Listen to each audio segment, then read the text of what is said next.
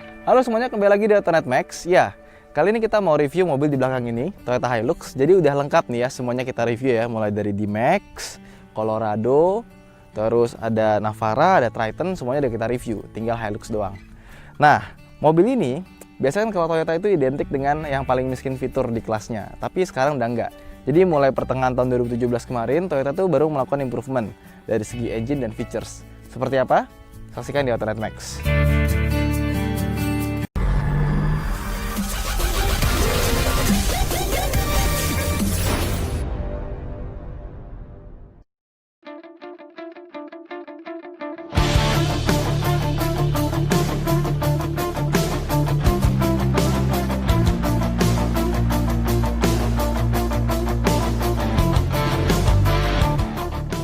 Jadi mobilnya adalah mobil legendaris dari Toyota. Tapi entah kenapa di Indonesia itu pamornya kalah dengan standar Triton kalau misalnya kita ngomong durability gitu. Di Eropa, di Australia dan kawan-kawan itu Hilux tuh diidentikan dengan mobil yang tidak bisa dihancurkan. Di Top Gear itu udah dicemplungin ke laut, udah dijatuhin dari gedung segala macam, tapi dia masih bisa dipakai buat jalan, masih bisa nyala mesinnya. Hebat ya. Nah, yang sekarang ini Toyota juga nggak mau main-main dengan durability-nya gitu. Mobil ini dikembangkan dari tahun 2009, di launching tahun 2015. Tahun 2011 menurut Takagi Masan itu kalau nggak salah namanya, itu mereka tuh diulang lagi gitu developmentnya, karena mereka nggak puas dengan apa yang mereka lakukan di 2009. Jadi developmentnya panjang sehingga akhirnya jadi Hilux yang sekarang. Toyota membuat mobil ini waktu masih prototipenya itu benar-benar disiksa habis, karena biasanya mobil paling cuma di bawah 100.000 km. Bahkan double cabin tuh ada yang sampai 250.000 km buat pengetesannya. Dia sampai 650.000 km. Dan bisa kita lihat, kalau misalnya kita lihat kolong di bawah sini ya, ini buat durability-nya. Entah kalau misalnya kalian punya Hilux dan dibawa ke tambang, durability-nya kalian mungkin bisa komen di bawah. Ini ya, gue lihat kaki-kakinya ya.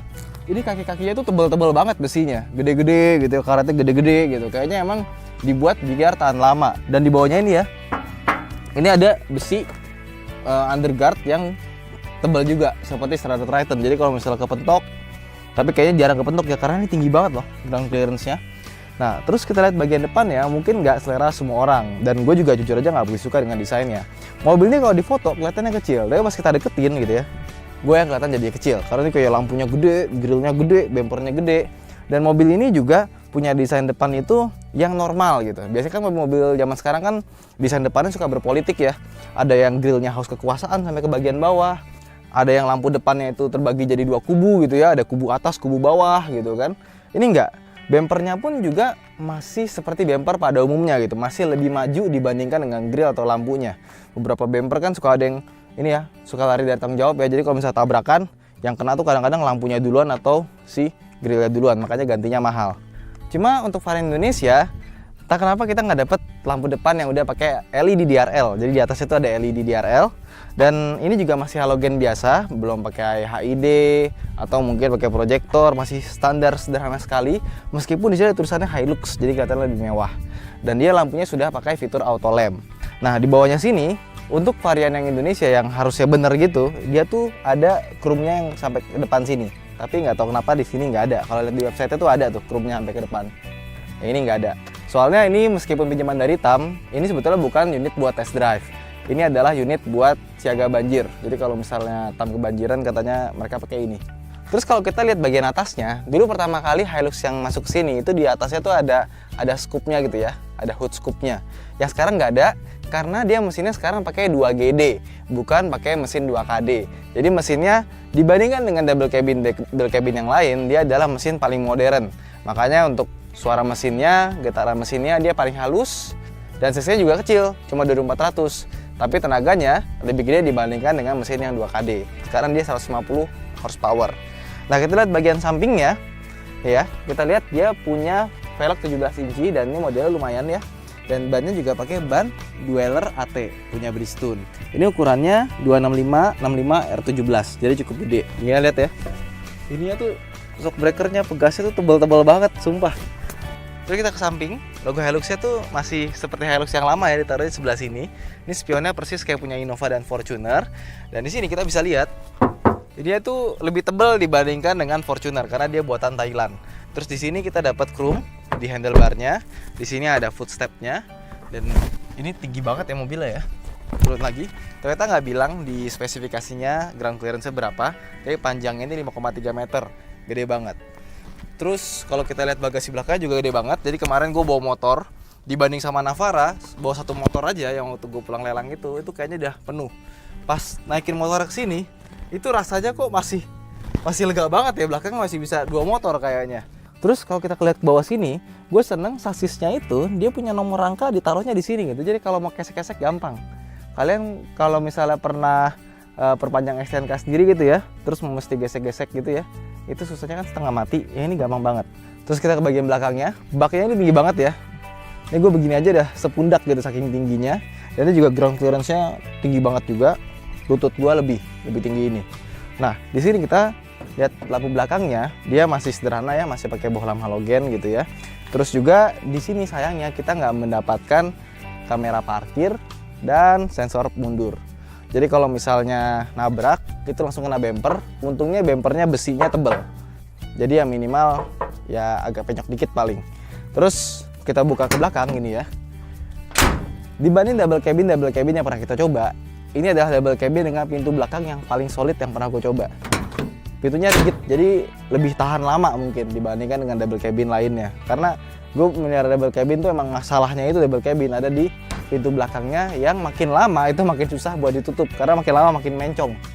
Tapi ini bagus sih, rigid banget. Di sini ada high mounted stop lampnya, jadi kalau misalnya bawa barang itu nggak ketutup kalau misalnya taruh di sana. Dan kalau kita buka, ini gede banget.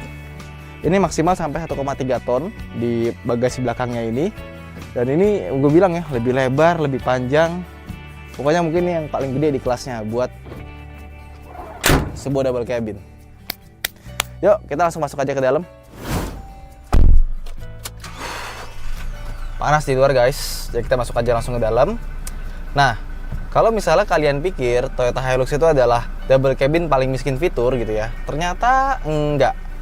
Ternyata dia fiturnya banyak loh, bahkan untuk airbags dia adalah yang paling banyak di kelasnya. Dia punya 7 buah airbags, jadi ada di samping sini, ada di samping kursi, sama ada di bawah sini buat lutut, biar nggak gegar otak ya. Nah, ini bahkan lebih banyak dibandingkan dengan airbagsnya Toyota Fortuner yang harganya mirip-mirip sama harga ini. Terus kalau kita lihat kelengkapan lainnya, kalian juga akan amazed karena gini, kita dapat ini electric seat buat kursi penumpang depan, yang kirinya belum. Terus dia juga pakai jok kulit, dan jok kulit ini lumayan bagus ya. Gue duduk di sini tuh rasanya enak. Terus di door trim ya, dia juga ada lapisan kulitnya sampai sini-sini. Kalau di sini nggak ada lah ya, nggak ada soft touch gitu ya. Semuanya keras dan ada jahit-jahitan palsu sayangnya di sini.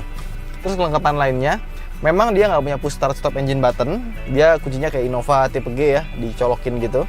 Terus di sini MID-nya, kalau kita nyalain mesin, dia akan ada animasinya.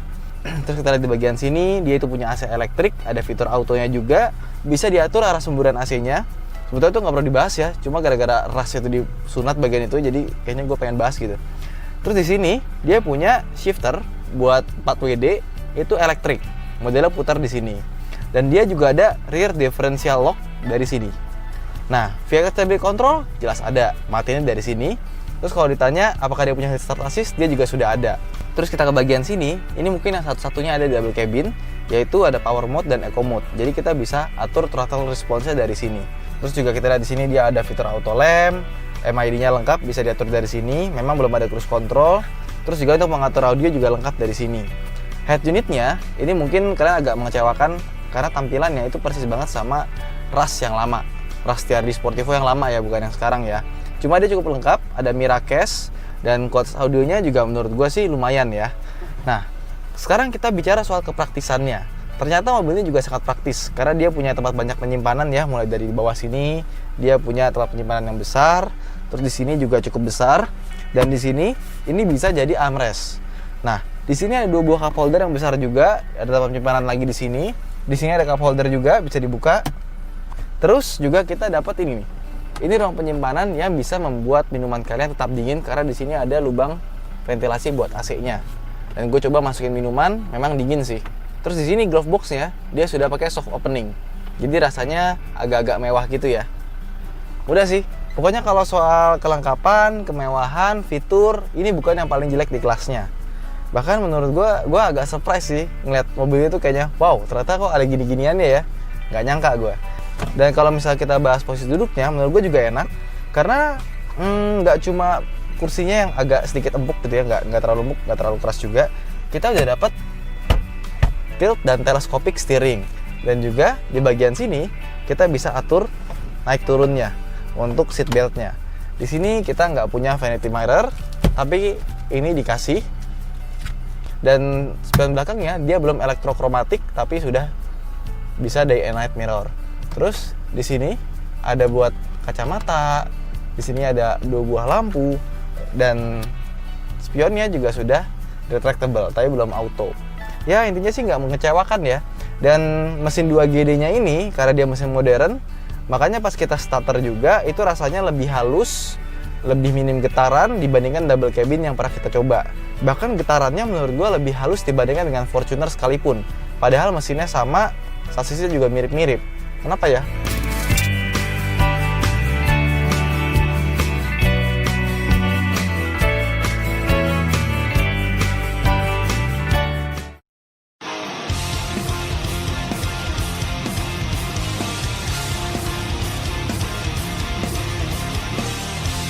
Sekarang kita langsung jalan aja pakai Toyota Hilux ini. Dan yang gue rasakan dari Toyota Hilux ini dia punya suspensi itu yang stiff banget. Gue berasa kayak naik supercar, saking stiffnya, keras banget ya. Cuma kalau kita latih dengan jalan-jalan pelan seperti ini ya, ada prosedur segala macam, itu rasanya kayak ada masih bouncy-nya sedikit aja. Tapi pas gitu, jadi meskipun keras dia rasanya nggak bikin sakit pinggang kalau misalnya kita bawanya agak pelan. Tapi kalau kita kenceng, kita hajar lubang, itu nggak enak banget. Tapi mau bagaimanapun juga, ini adalah sebuah double cabin, dimana dia punya pad belakang itu per daun, biar kalau misalnya diisi barang di belakang yang cukup berat, dia itu nggak turun. Jadi ada plus minusnya juga. Kalau misalnya dikasih coil spring, ya bisa dibilang buat bawa barang nanti agak banci karena turun gitu ya.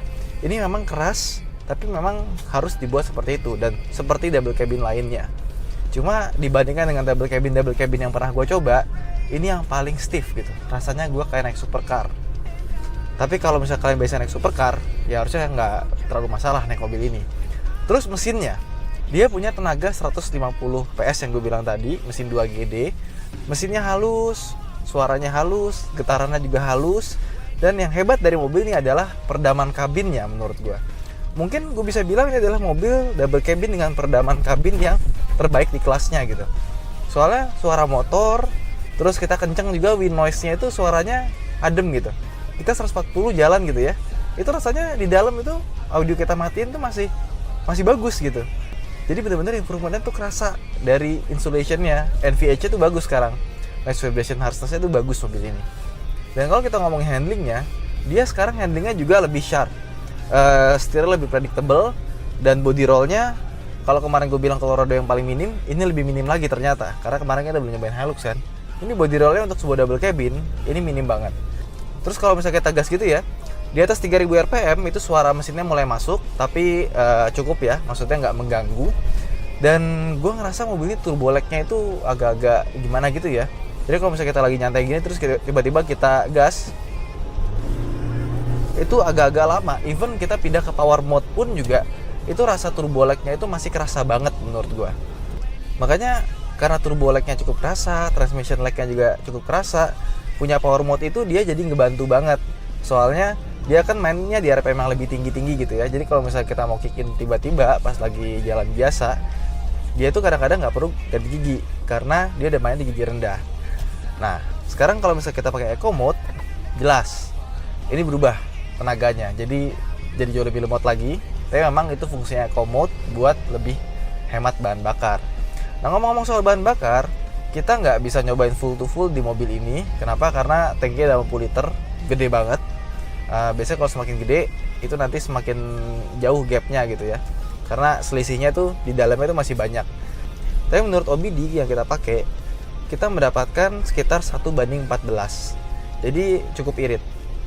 Nah, keunggulan lain dari mesin diesel modern ini, selain dia lebih irit, tenaganya juga lumayan, dia juga punya emisi yang lebih baik dibandingkan dengan mobil-mobil yang pakai mesin diesel zaman dulu. Dan kalau menurut kalian mesinnya tenaganya masih agak kurang, sebetulnya Toyota itu punya varian mesin 2800 cc diesel, itu menggantikan mesin 3000 cc Hilux yang lama. Itu termasuk mesin modern juga, tapi sayangnya mesin 2800 cc itu nggak masuk ke Indonesia. Jadi kita harus puas dengan pilihan mesin 2400 cc saja. Cuma menurut gue 2400 cc nya sih udah lebih dari cukup ya. Kayak akselerasinya gitu ya, kita mendapatkan akselerasi 0 ke 100 itu hanya dalam waktu 13,5 detik. Ya bukan angka yang bagus sih, mesin diesel lama pun double cabin lain ada yang lebih kenceng gitu. Tapi memang mobil double cabin kayak gini mau sekenceng apa gitu. Cuma meskipun akselerasi 0-100 nya itu biasa aja, gue ngerasa mobil ini kalau udah lewat 100 itu buat sampai ke 140, ke 160 itu rasanya gampang gitu. Biasanya beberapa mobil 0 ke 100 cepet, di atas 100 itu naiknya suka susah. Kalau ini kebalik, 0 ke 100 itu rasanya kayak lambat, tapi udah di atas 100 itu kayaknya mau ke 140 itu jadinya lebih gampang. Aneh ya, tapi mesinnya sih sebetulnya menurut gue enak. Sama yang gue nggak suka dari mobil ini adalah dia itu punya radius putar, tuh kan, nggak dapet gue. Untuk double cabin zaman now yang sekarang radius putarnya kecil-kecil, dia radius putarnya masih susah buat belok. Mungkin juga karena panjangnya 5,3 meter, bannya gede-gede, jadi beloknya semakin susah. Itu aja sih, sisanya sih mobil ini oke. Selain suspensinya yang super stiff, radius putaran susah, sisanya mobil ini sih menurut gua oke. Sekarang tinggal gimana rasanya kita duduk di belakang. Yuk, abis ini kita coba ke belakang. Nah, sekarang kita di bagian kabin belakangnya, dan yang gua rasakan adalah gua mendapatkan plenty of headroom dan legroom. Jadi cukup lega, tapi namanya double cabin ya, dia nggak bisa maju mundur. Terus buat sebuah double cabin dia juga cukup nyaman. Soalnya di sebelah kanannya ada tempat buat armrest, sebelah kirinya ada armrest dengan 2 buah cup holder. Di sini ada 1 buah cup holder dengan tempat penyimpanan cukup lega. Di sini tempat penyimpanan, tapi kita nggak dapat AC di bagian belakang. Sayangnya gitu aja. Sama kita di sini kita dapat kursi belakang udah ISOFIX. Tapi gue suka banget sama pintu dari mobil ini, karena selain dia lebar, jadi masuknya lebih gampang. Dia juga gini ya, kacanya bisa dibuka full. Dan selain bisa dibuka full, buat naik ke atas mobilnya juga gampang, karena di sini ada pegangan yang besar dan di sini ada pegangan kecil, nggak begitu kelihatan sih, cuma ada coak gitu. Ini juga bisa pakai buat pegangan kalau kita mau masuk. Udah sih, itu aja. Oke, jadi setelah kita cobain Toyota Hilux ini, surprisingly ternyata mobil ini adalah mobil yang kaya features, mesinnya halus, rasa dalamnya juga lebih mewah. Dan dengan harga 456 juta rupiah, menurut gue ini value for money yang bagus. Memang minusnya adalah mobil ini rasanya seperti supercar, bantingannya keras, cuma handlingnya menurut gue salah satu yang terbaik di kelas double cabin. Oke, itu aja dari Autonet Max. Terima kasih telah menonton. Jangan lupa untuk like dan subscribe jika kamu belum. Dan misalnya kalian belum nyalain lonceng, segera nyalakan. Biar kalau ada review terbaru, nanti langsung ada notifikasi ke HP kalian. Oke, sampai jumpa di review berikutnya. Saya Ridho Hanif, mundur diri dulu. Bye!